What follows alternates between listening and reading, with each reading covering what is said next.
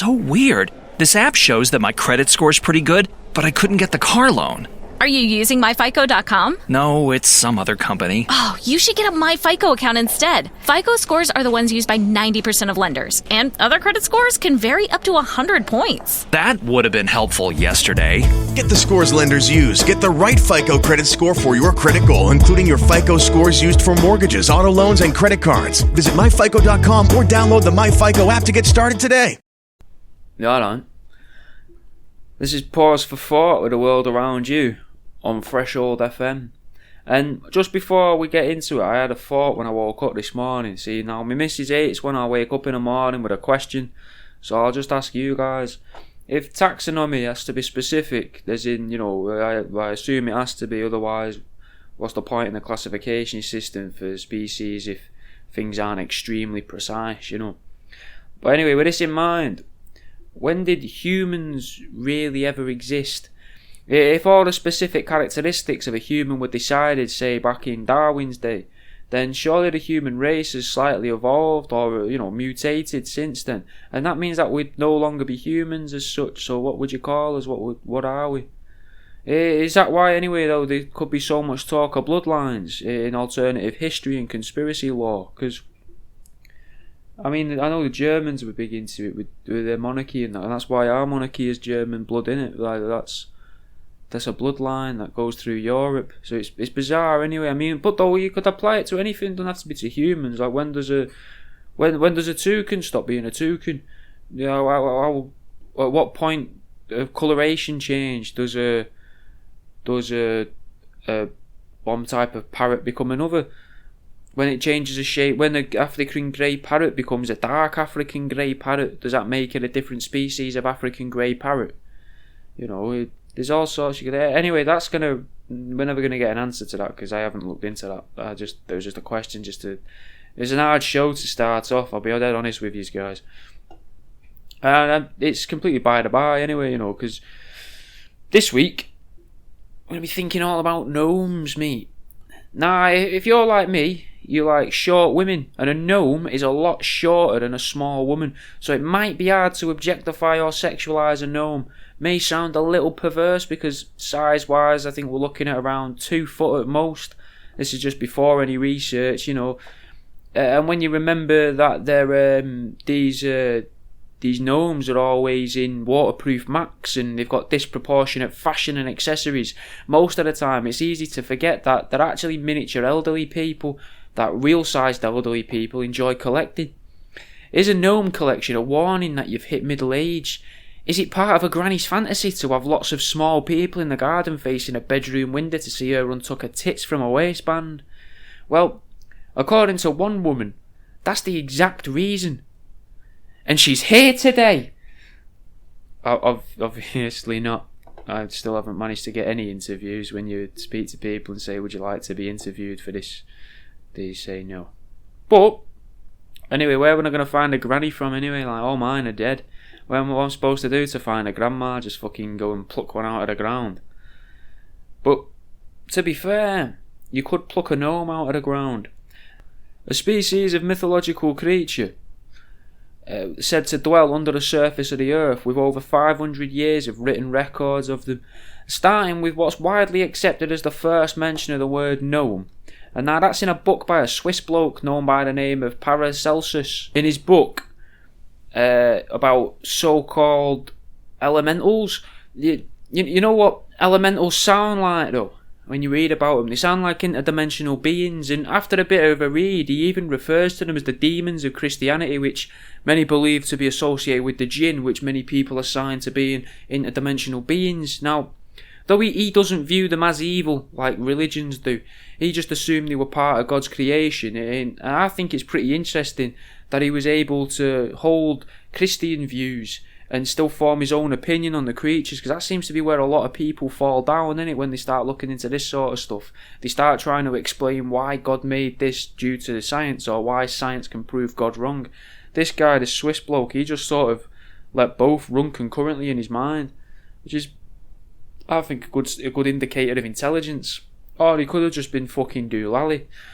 The creatures elementals in question are divided into the 4 groups known as nymphs, pygmies, sylphs, and of course salamanders.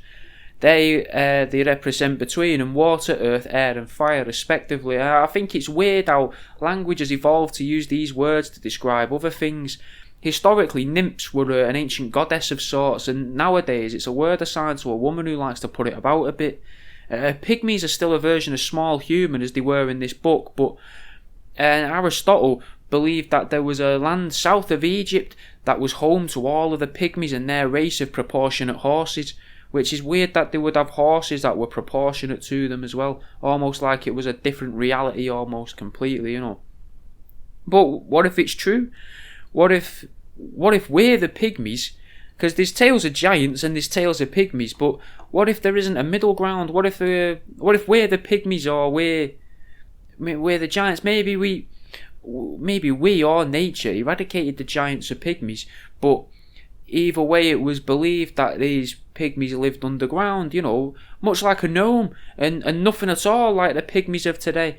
Especially seeing as they were only ever thought to have an average height of around 5 inches, with 6 inches being seen as especially tall, which is weird because that's also is assigned to our penises, isn't it really? Like 5 inches is supposed to be average, with 6 inches being seen as above average. Now it's only slightly above average, but it's still above average, and you know I'm taking that, But my point is here, I guess. You could argue, what if the stories of gnomes are actually just the story of a penis? Like, because, you could have an uncircumcised penis and that could look like it's got an hat like a gnome's hat.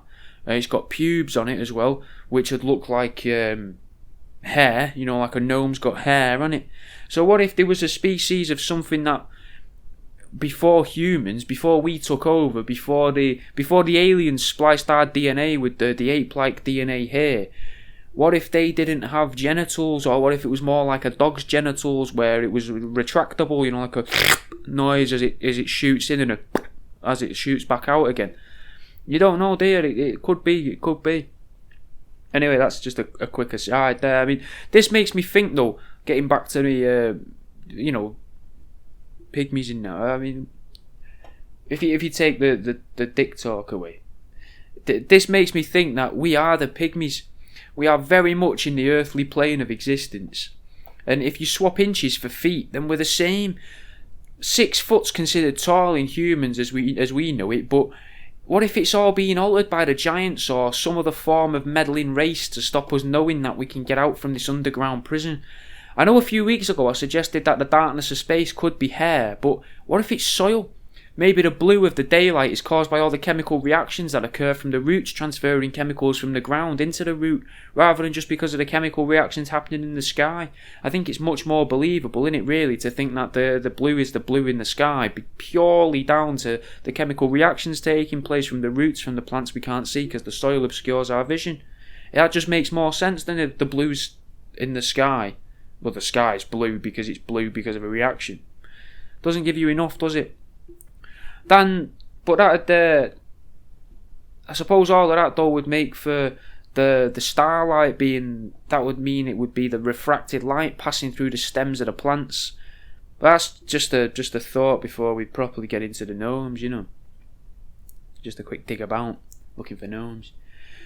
A quick look into gnomes though, and you learn that they're believed to be able to pass through solid matter, like a ghost or like a fish can through water.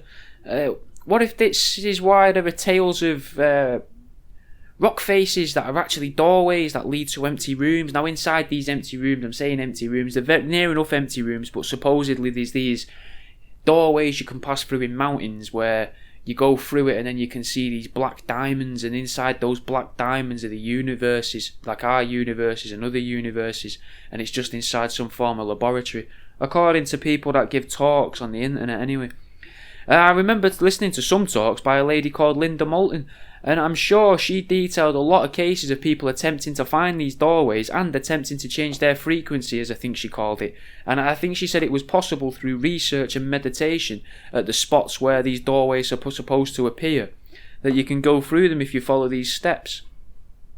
Going back to them changing the words to hide the truth though, they used to assign salamanders the fire ability, but what about dragons, believed by many to be able to breathe fire? Though I think it's more likely that they had the ability to shoot a type of venom of sorts.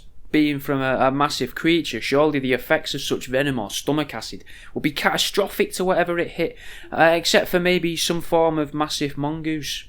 I guess because like mongoose or mongoose, a mongoose would fight a cobra and possibly win. Imagine if that's what dogs actually are, mate. A derivative of the giant mongoose or mongoose that protected us from the giant sulphur-spitting flying salamanders, gifted to us by the aliens who created us or altered our DNA. What if aliens don't exist? What if they're actually the equivalent of elves from Tolkien's stories? There was supposed to be many races of elves, and gnomes was just one of these elven races, according to Tolkien lore. Now, I'm not saying Tolkien's stories are true, but they are very detailed, and either Tolkien was a severely mentally ill man, or he had some form of idea about something.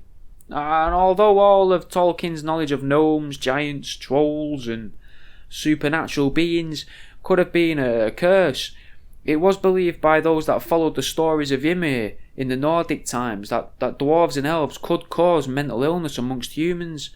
What if that's what truly causes mental illness though? It's almost immediately more believable than it being caused by naturally occurring defects that are all becoming more apparent and debilitating to the populations all around the world.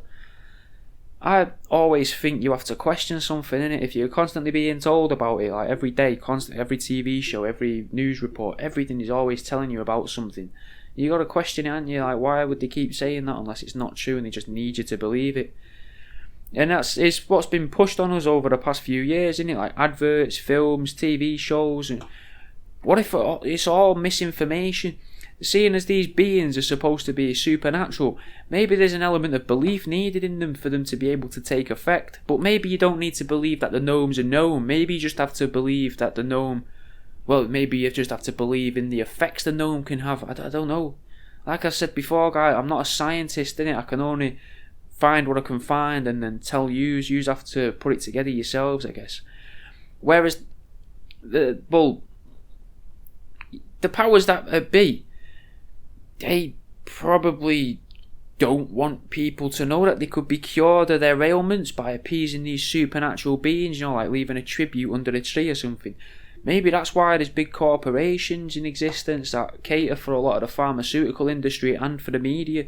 Maybe these corporations have a lot of crossover, why wouldn't they? Maybe it all ties into my thoughts about Catholicism, about priests harvesting naturally occurring bad energy to give it to a bishop, who in turn gives it to a cardinal, who gives it to the pope, who feeds this energy into the abyss, or the doorway, leaves it at the doorway of these ethereal beings, or some form of payment to a certain realm or a different mythological being or an interdimensional being or an alien. It could be anything, couldn't it? Perhaps that's why we stockpile gold though.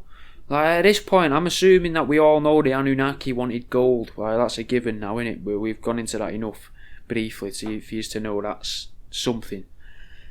But what if it's collected by people like the American federal government and it's gifted to a race of supernatural beings? So you could have the Catholics giving negative energy, people's guilt, remorse, shame. Catholics love a bit of shame. Giving that to this ethereal being, the jinn or whatever. They lap that up like the fucking hyenas in The Lion King. But then you could have people like the federal American government. They collect gold, don't they? And are they gifting that to a race of supernatural beings? After all, it's one of the most conductive elements that we're aware of, so maybe these supernatural beings want to create some weaponry from it or their godly technologies. But if everyone knew that they could offer gold or their bad energy directly to these interdimensional beings, it'd be chaos, because everyone would have powers, wouldn't they? Everyone would have power over people or money or whatever they wanted. The wishes had come true because they were doing what the supernatural beings wanted them to do. So if you release a film, say in the 1930s, all about 7 dwarfs, this could start to change people's opinions of the supernatural beings. And it gets weirder though, because the first garden gnomes, as they're called, seem to have appeared around the 1930s and all. Almost like the two were tied together. The stories of dwarfs and gnomes have a lot of ties to Germany and Germanic-speaking countries, and where it gets super weird is that another thing that ties all of these things together, well, a couple of things really that tie all these things together, but sort of the same opposite ends of the same bow almost, let's imagine. Disney and the Nazis, basically. Disney released Snow White and the Seven Dwarfs whilst they allegedly held the Nazis' hands at times. Now, I can make this make a little bit more sense. On the left hand of Hitler were Michael the Mouse, whilst on the right hand was the Christians. The Pope was in bed with Hitler, probably literally, because we all know what priests are like, so why wouldn't the super mecha priest want to fuck Hitler? I wouldn't put it past him. It's possible, but, it's not based in fact, like the rest of the show. Whereas the campaign of the Christianity to destroy culture around the world is well documented, isn't it? There are people that believe that gnomes and dwarfs were never actually small people like the African pygmies believed in by Paracelsus. Some believe that it was just that they were lowly beings. Although extremely powerful in the sense of responsibility and skill, they were supposedly near the bottom of the supernatural hierarchy, so when referred to as small, it seems to relate to their social standing amongst the supernatural beings as compared to them being, small in stature, diminutive, as Bugs Bunny would say. So, realistically, these gnomes could be massive, and it'd make sense given the size of the doors that they're supposed to guard. Like, why would you get someone who's 5 inches tall to guard a door that's like the size of a 14-story building? It's mental. It wouldn't make sense unless they were super powerful. So anyway, it gets weirder. Anyway, it does get weirder. If we stick with Disney for a moment, they had Snow White and the Seven Dwarfs. Now, dwarfs were in Norse mythology. Another thing in Norse mythology is the significance of the rainbow. Now, a rainbow is widely believed to have 7 colours, and this is where they get clever though in hiding the information from us. Perhaps the dwarfs in the cartoon represent the guardians between 7 of the Nordic worlds. Believed by many to have 9 worlds, though actually 7 of them are linked together, whilst what we know as Earth and the godly or the Watcher beings planet, known as gods, they live on Asgard, according to Norse mythology.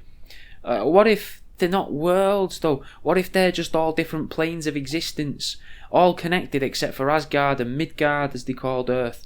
Maybe we got disconnected, maybe we were never connected, but it's a striking coincidence that I think someone definitely needs to look into, and it definitely needed a mention, because they could use these 7 different colours to connect to these 7 different planes, but then need all 7 together to be able to connect Asgard to Midgard, for example. It's just a little something, but that's quite a lot to take in, so we'll have a song here. This is Logic and Mike Righteous's song, Was It All Worth It? Sticking with Norse mythology for a moment, the Rainbow Bridge, they used to call it the Bifrost. Now, that allows them to travel from Asgard and visit Midgard. However, like I was saying a minute ago, what if each individual colour could be used independently to get to another world? Well, with the Bifrost being a bridge, we can tie something else into the history of the unknown. Trolls. Now, trolls were thought to reside under bridges, stopping people from passing when they shouldn't be passing, and trolls can turn into stone in direct sunlight, just like a gnome. But there are tales of gnomes turning into stone in direct sunlight too. They're supposedly nocturnal, like a troll. Trolls are also believed to be these big cumbersome monsters, whereas gnomes are seen as tiny, almost human-like creatures. What if someone in the past wanted to make people less scared of trolls, so they invented gnomes? To allow for more people to take the risk of travelling abroad. If everyone was scared to travel, then no one would be able to dominate the world, and you probably wouldn't have your package holidays and that, would you? So could the propaganda have started back then? Or was the propaganda against gnomes more recent, and their activities were assigned to murderous, terrifying trolls? What gnomes do, but we'll say that trolls do that instead. Trolls, though, is another word that's took on a new meaning. A troll on the internet is a mischievous person, and you know what's regularly described as mischievous? Fucking gnomes, mate. I'm going to say it again. What if we are the gnomes? What if there's been a huge psyops by a more powerful being that has manipulated us into believing we're not actually mythological dwarfs or gnomes at all, but we're in fact just this race called humans? It'd explain how people have managed to pass through mountains to other dimensions, because they've just remembered really that they're actually dwarven, and they've been able to do it all along. They just didn't know. That's in films, isn't it? Oh, the power was in you all along. It happens all the time. It's a trope thrown at us again and again, like they're teasing us with this little fucking drip feed of information, man, of the real world. It's mental. Anyway, it'd also make modern science and ancient historical beliefs align. But it could just be that everything has always remained the same and the ruling class just changes the names of things, though, because they like to leave hints, innit? Like I say, they leave this drip feed of information and they only alter things slightly. It just so happens that naming things, though, that's got a name as well. Nomenclature, or nomenclature, Nomenclature, means naming things, innit? Nomenclature, I think it is. I ain't got a fucking clue. But either way, the name of that itself is suspect to me, mate. Especially when you compare it to, you know, what the nomenclature is actually being used for in this sense. And it's being used for, you know, the eradication of gnome in culture. Fucking... Those of you that can't see the video, I'm tapping the side of my forehead, mate. Just start thinking, innit? Think about it all. Now, earlier, when I mentioned mental diseases, I didn't really touch it. Some people used to believe that the race of dwarfs were to blame for mental diseases. Now, if we're the actual dwarfs of mythology, then that would mean that modern science is correct too. Our own brains would be responsible for the ailments within our own minds. I've never really understood the reasons why people will believe a book written more recently that claims your mind is an iceberg with several different layers to it, and most of it's totally inaccessible to you. I don't get how that's more believable than saying the mythological gnomes caused the illness in your brain. I don't get why you can how you pick and choose, but how is it believable that there are chemicals and electricity within our brain that makes things happen in there? A few hundred years ago, electricity wasn't even really known about. You could say it didn't exist, or so we're told. So we never would have said it was the electricity in our brains that make us alive. We would have said it was the ghosts or the demons or God. You know, we pretend that we know stuff, but we don't. We just assign whatever's in modern culture to facts or whatever's actually happening and go, oh yeah, that's explained by this, electricity. Electricity does it all. Mental. Now, I'm not saying, and you know, if you're suffering with a mental illness or mental disease, this isn't, you know, it's not a dig at you. I'm not saying it don't exist. I'm just suggesting that we still don't have a clue what they are. And because of the nature of science, and by that I mean how it has to build on previously acquired knowledge and also immediately accept the previous findings, the nature itself of science doesn't really allow for a true definition of anything to ever be found. Ever. For anything at all. The whole point of it is that new findings can always disprove previous findings, so that means nothing is ever true. Science is just that game that they make you play at school where each person writes a sentence on a piece of paper, folds it over, and then passes it on to the next person in the room. It's got to be read out at the end whether it makes sense or not, innit? And that's all that science and history is, really. Electricity is one of the most prevailing things in the modern world. The English language might not be everywhere, but in some way or form, electricity is. Whether it's in a battery and a GPS, it's steaming through the pylons, you know, to recharge all the bird drones, or firing from the sky to burn down rainforests. It's everywhere. We just call it electricity, and we use whatever that is to transfer or direct the information around the world. But what if we can do all of this anyway? What if electricity is the invisible wall that stops us from going down the alleyway of the supernatural in the game of life? We're all seeing loads of reports and research on the internet at the moment about applying something called quote-unquote forced helplessness, the concept that we can be worn down enough without any real efforts being made just to mess with us enough to make us believe that we're totally helpless, to stop us from trying to do better. Well, if you apply that same concept to the whole world, it's got to apply to the use of electricity as well. Electricity can be used to restart the pulmonary gland in the heart, or literally bringing people back to life, giving life. It can cause forest fires, like I say. But that in itself, that brings life and rejuvenation to the land. A forest needs, a woods needs to burn down in order to grow again and grow bigger and better. It's just all down to how it's perceived, isn't it? Electricity is currently used to alter perception through the means of technology.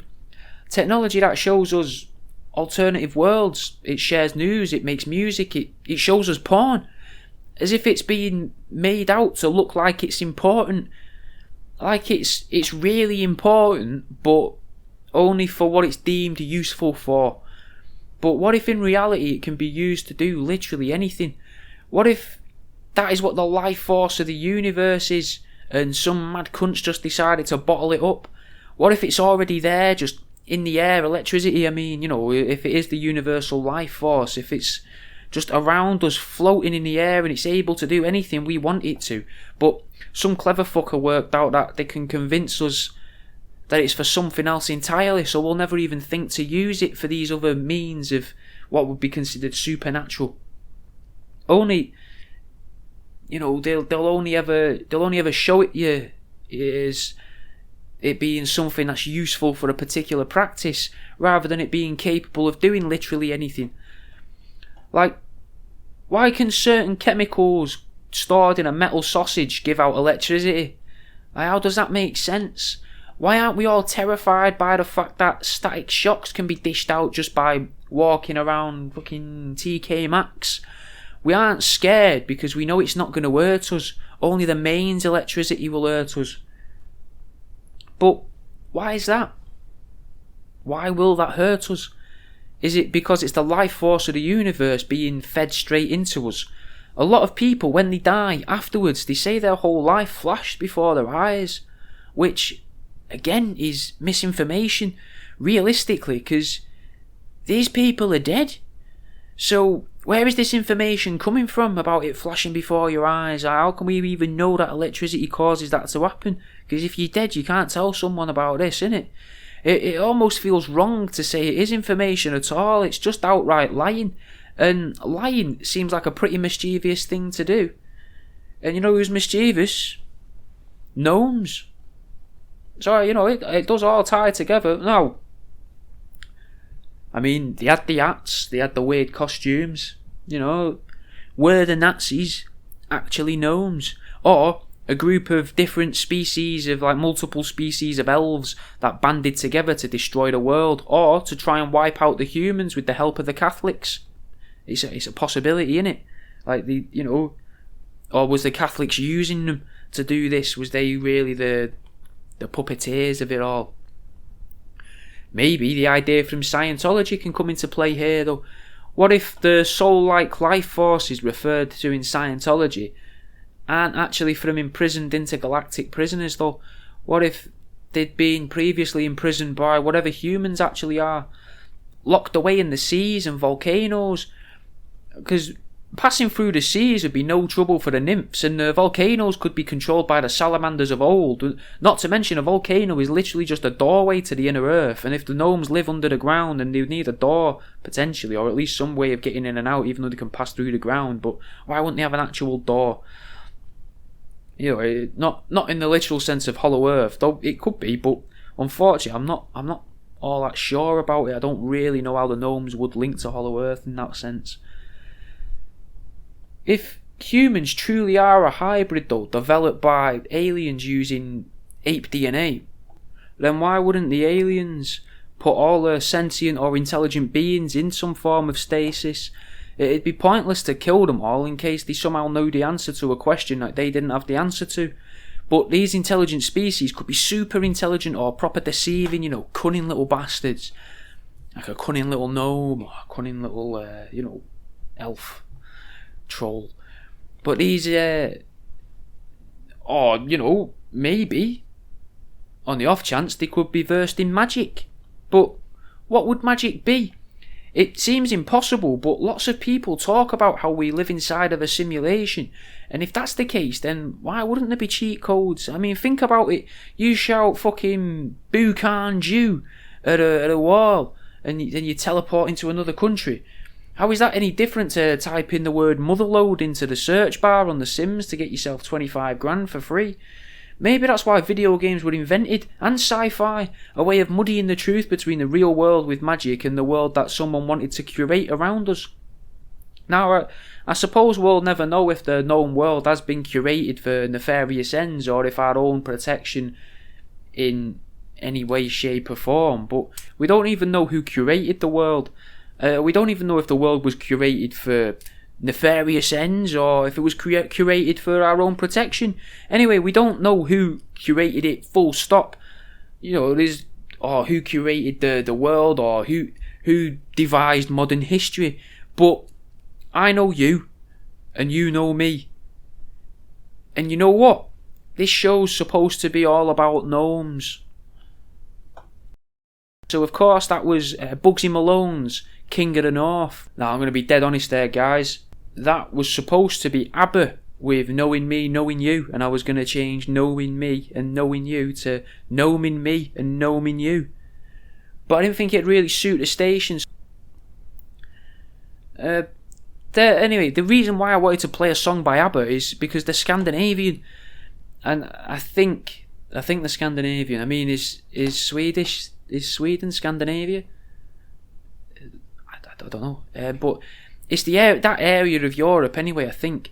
So that means there's a good chance that the members of ABBA believed in the NICE, or the NIS, the NISSE, which is, well, also there you got a double S in there, from Europe.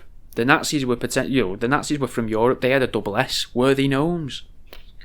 Anyway, the NICE, which is the NICE equate to the gnome in that area of the world. In fact, they're even recorded as more so looking like our garden gnomes of today. Now, when you look up the history of garden gnomes, it's all over the place, man.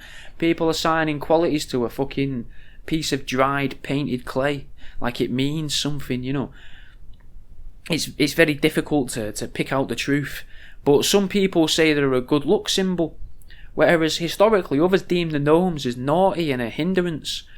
Farmers, apparently, used to believe that having a gnome in the barn, a fake gnome that is, it would protect their crops and even possibly allow for a bigger harvest that year. Now I've been trying to work out why. What if there's a darker history to ceramic garden gnomes? We already know that if they're hit with direct sunlight, they get turned to stone. So how do we know that the leaders of the world, or the ceramicists of Central Europe, how do we know that they weren't farming gnomes? If they used electricity to imprison us within our own minds, how could you say that they didn't fathom a way to imprison the gnomes? They attract them all to a certain area using a frequency, or even the mystical unknown use that electricity is naturally good for. Maybe it can be used to imprison living creatures. Farmers throughout the world may know about it, unable to teach us though, so they trap their sheep in fields, surrounding them with electric fences. Many people call humans sheep, or sheeple, so it's not a huge jump to say that farmers are trying to tell us common folk that we are imprisoned by electricity. After all, if anyone would know of gnomes, it'd be a farmer, wouldn't it? They're attuned to nature, they work late nights and early mornings. It's a toss-up between farmers and prostitutes, really, innit? Maybe the odd dogger and all might have a story to tell you about the gnoming days, but I've found doggers tend to be quite a secretive bunch and pretty weird, so I imagine telling people that they saw a gnome appear from the ground wouldn't really be in their best interests. Then again though, I suppose people would expect a dogger to detail about the time they saw a little fella stand up in a forest, especially when they say it had a hat on with white hair poking out from underneath it. But, they're a dogger. Fucking hell. Anyway, the ceramic gnomes, yeah. Ceramic gnomes. What if there's a class of people out there hiding in the shadows, like figuratively, not literally? They're not gnomes, they're not hiding in the actual shadows. What if these creepy people, though, what if they've imprisoned the gnomes? They're small, so we can assume if they breed, it must be in litters, like rats or mice. Though there's very little out there about female gnomes or even female dwarfs. Now, to be fair, you could argue Smurfs are a bit like gnomes, and I think they had Smurfette, And we've all heard that song where Smurfette's asking Papa Smurf if she can lick his arse. So it's fair to assume that the female dwarfs are slutty. But there's very little written about them. Very, very little. And I think is it Gargamon? Is that the name of the guy in the Smurfs, the evil guy? He probably does want to shag that miniature Smurf as well. And, you know, power to him. But I hope that the Smurfette is into it. I hope she wants to take part. You know, it might be terrifying for her to have the cat there watching as well, because I imagine the cat would want to eat the Smurf. But if she plays her cards right, Gargamon could be eating her for the night. Who knows?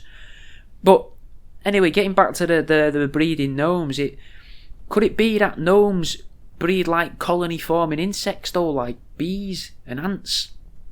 Is that why there was only Smurfette in the Smurfs? Was Smurfette Queen Smurf?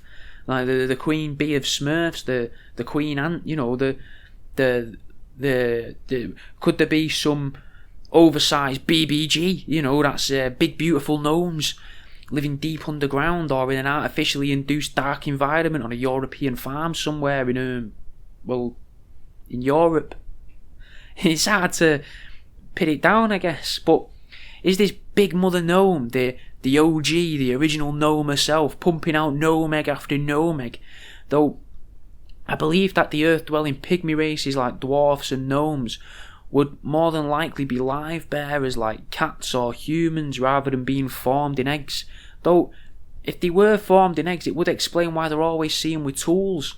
Now, maybe we farm the gnomes and they're born with tools attached to their hands in the same way that when you hatch out a chicken or a duck's a better example. So when you hatch out a duckling, the ducks, as you know, have a rounded bill, don't they? But a duckling itself will have a little point on the end of that bill there so it can crack through the egg.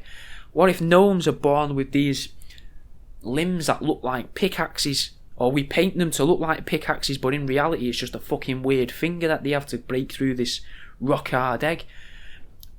But, you know, when the tools, you know, it gets them out of the egg, but it's... I mean, what if it's more metaphorical, though? After all, these gnomes can pass through any physical surface without issue, so why would they struggle to get through an egg? Do you know what I mean? What if we're the gnomes? Or we're the spirit of the gnomes, disembodied from the rock-hard bodies of the gnomes that have been collected by the gnome collector. Maybe we've had our souls extracted and our bodies then naturally turn to stone or earth. Maybe the collector doesn't do it at all. You know, as it was known in the past, like they will. You know, they knew they turned to stone, but when what I mean is when Paracelsus, whatever the guy's name was, that guy that was talking about at the start of the show, the philosopher from the Swiss philosopher. What if when he says they're of earth, he just means of stone? He doesn't mean of. He just means they turn to stone, because you could argue that every animal turns to stone and is of stone. And then other bits of you evaporate, don't they, and turn to gas or water or whatever. Or if that's all he meant by that, it's a bit hard to, you know, put into words really all of this. I'm if you've stuck with the episode this long, guys, well done. But it just gets more confusing as you look more deeper into it. Now, going back to these eggshells, the so-called shell, if it's metaphorical, the shell could be the day-to-day tribulations of human life. The tools such as pickaxes and spades, they're symbolic of like people skills or talents, you know. Whilst the lanterns that a lot of gnomes seem to be holding, they could be there to represent us finding the light or enlightenment or using the light to find our way back to our gnome bodies. It could be true, but metaphors just make things a bit more complicated, and why would they give us so many hints on how to return to our gnomish roots? They just wouldn't, innit? Like, why would they? It's more likely that the tools are added as an afterthought to make the gnomes look more cartoony. But it could also be to try and belittle the gnome. Like, the real gnomes see these gnomes being held with tools and stuff, and the real gnomes are like, We don't need tools. We can just do it with our minds, mate. You can do it with your minds. Why are you using your mind to make a pickaxe, to put your back out, to chop the floor up? Just look at the floor and chop it up with your brain. But I don't know. It's hard to get your head around, isn't it? It's hard to assume, really. But could it be this we're from tormenting the gnomes? Are we tormenting the gnomes when we give them pickaxes and that, and is it this playful nature when dealing with the corpses of supernatural beings that causes bumper crops for farmers and protects people's gardens? Is that the reason? Is it because we're messing around with gnomes' dead bodies? Because obviously the gnomes would live in fear of us if we were doing this to them. The wild gnomes would see the still, lifeless bodies of their brethren being hoarded by old, frail women, making them seem stronger than what they are. Is it a way of making old women seem beefy? Making them seem like they could take you in a fight? Well, making them seem... Is it a way to make fairies and pixies and gnomes think old women could beat them in a fight? Whereas in reality, we all know that a gnome could easily beat up a grandma. The other supernatural beings stay away when they see the stone encased gnomes in the gardens because they don't want the humans knowing that they exist. I can't imagine pixies or fairies would want to end up as plaster-sized Christmas tree decorations, though there are many traditions of putting the tip of a Christmas tree up a fairy's arsehole, which is again nothing but degrading to the fairies. Maybe that's why Father Christmas gives free gifts to people. It's in the hope that we don't discover his elves, or maybe Santa is the most evil of them all. He's kind of European. He has an enslaved race of small people called elves. Maybe he just is really grateful that the humans haven't discovered how immensely powerful the earthbound race of interdimensional elemental creatures that they are truly are. So he throws wooden trains at kids in the hopes that they'll ignore the gnomes. Though a lot of people assign the elemental creatures that Paracelsus wrote about as living in wooded areas and forests, even in the mountainous areas. And as I say, St. Nicholas is always depicted as providing wooden toys. So what if Santa himself is actually fighting a war against the other supernatural beings? Like, Santa's a big guy as well, with long white hair and all normally. You know what else has those features? Tall whites, fucking Nordic aliens. Perhaps the Venetian race of aliens, from Venice, like Val Valiant Thor and his guys, Maybe they got the name Nordic because they first landed or appeared in that area of Europe. They discovered all of these other supernatural beings and decided that rather than maintaining the balance of our world, they would instead try to tip the scales in their favour by enslaving or farming these different races, because many would argue we're enslaved. So why do we stop at the aliens have enslaved us? Why don't we think the aliens have enslaved the pixies, the trolls, the ogres, the fucking ghosts and everything else, Or just maybe they didn't enslave us or farm the fucking supernatural beings. Maybe they just rewrote all of human history to completely disregard them all. Anyway, as you can tell by my stutterings, I'm getting a bit wound up here and I've lost myself on my script, so we'll have a song. This is another song that I've played a few from this album now, I think, so far, and this is off his EP that he released recently. It's off Classified's new EP, and it's Pills and Blankets. Well, I suppose you're wondering, how did you get to Santa? How do aliens fit into all of this? How did you have the nerve to say this episode was going to be all about gnomes? Well, I don't know what you actually want to know because unfortunately this is a pre-recorded show, but here's this week's Here's How. Guys, I think that's probably going to be around about the end of the show. You've been listening to Pause for Thought. I'm the world around you, and this is Threshold FM. To play us out, it's just a little bit of Zion I with Takeover.